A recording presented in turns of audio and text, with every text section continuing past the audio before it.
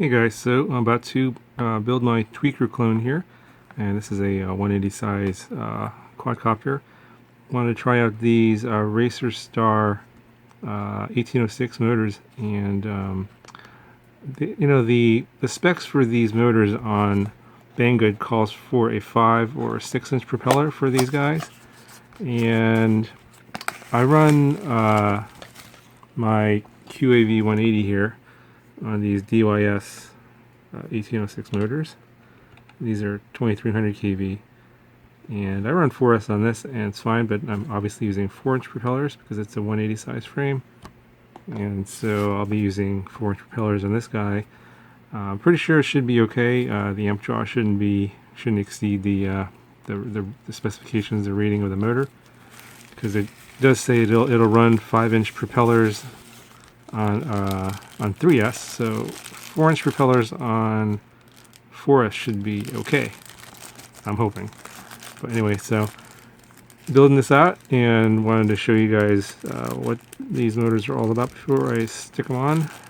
Okay, so that was a bit of a challenge getting that out of the bag. So you get the motor itself, and these are 2280 kV, as you can see here. And you get a set of screws. You get 4. It looks like these are M3 hex screws. The wires on these are pretty thin. Just I'm gonna let you guys know that these are pretty thin motor wires here for an 1806 motor. It is it's usually not a good sign. Hopefully the amp draw won't be too much for this little guy. We'll see. There you go. Here's a look at the side of the motor and the windings.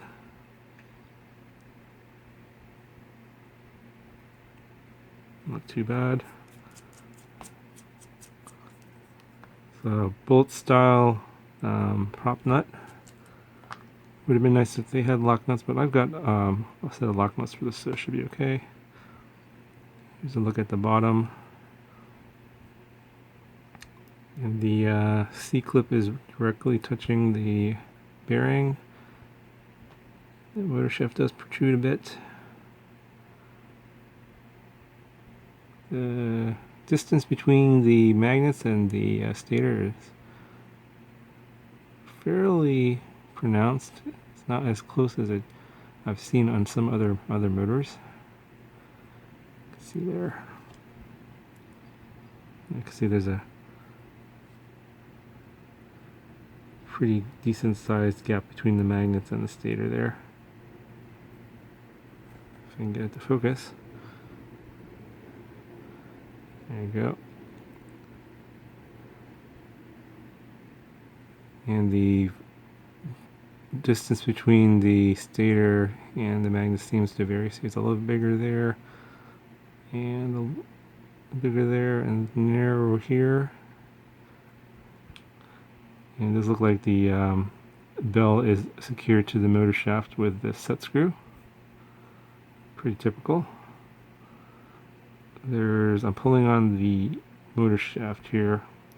No play at all in the motor, so it's not loose in any way. Pretty good. And yeah, it would have been nice if they had a little extra heat shrink here at the where the motor wires come out. There might be a little strain on there, but hopefully that won't cause any trouble. I'm a little bit concerned about the wires being so thin. That's some of the thinnest wires I've ever seen on an 1806 motor. Anyway, just want to give you guys a quick look at these motors. I'm going to toss these on my tweaker build. Hopefully this will run on for us and I won't burn them out. I guess we'll find out.